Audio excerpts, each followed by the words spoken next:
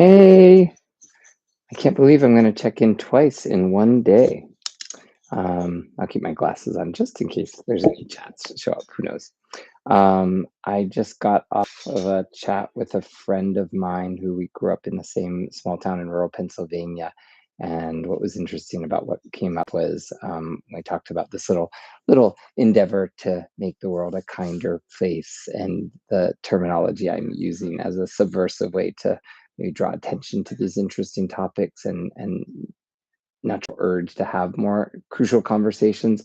One was the fact that this person and I discussed what it was like to grow up in a small rural town, Pennsylvania, and participate all the way through seventh and 12th grade in what we called the slave sale. And I don't have contact with many of my teachers.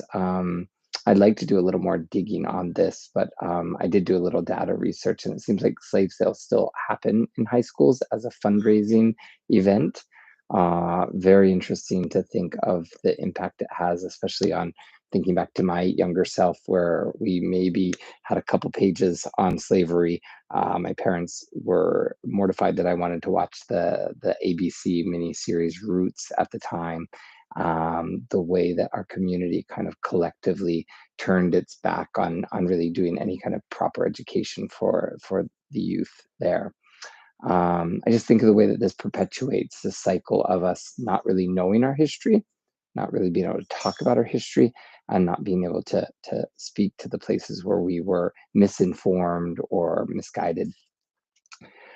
So I'm curious if anyone watching this has any experience in their high school or elementary school about what they were or were not taught about our history.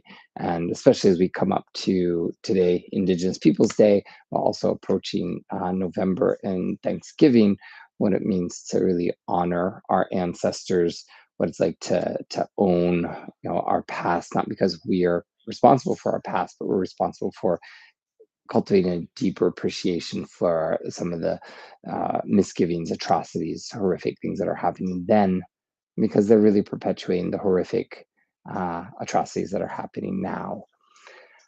I did spend some time in my garden. My earlier check-in was walking around the neighborhood, but I'm just sitting inside, pondering what it's like to get out into the evening air and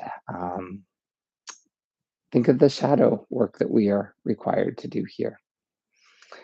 This is going to be a shorter check-in, but I did include some resources and some encouragement on what to do on this topic. And if you do have some feedback, please let me know what your experience was growing up, what your experience is in re-educating. The other theme that I'd like to tackle here at some point is what we have to unlearn, learn, and relearn in our lives.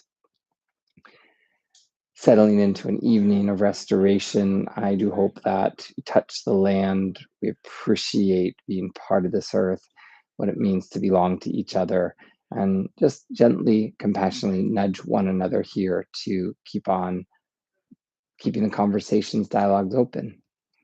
I don't even know the number of days before Election Day, but I welcome you to my kinder garden. Thank you very much for beaming in.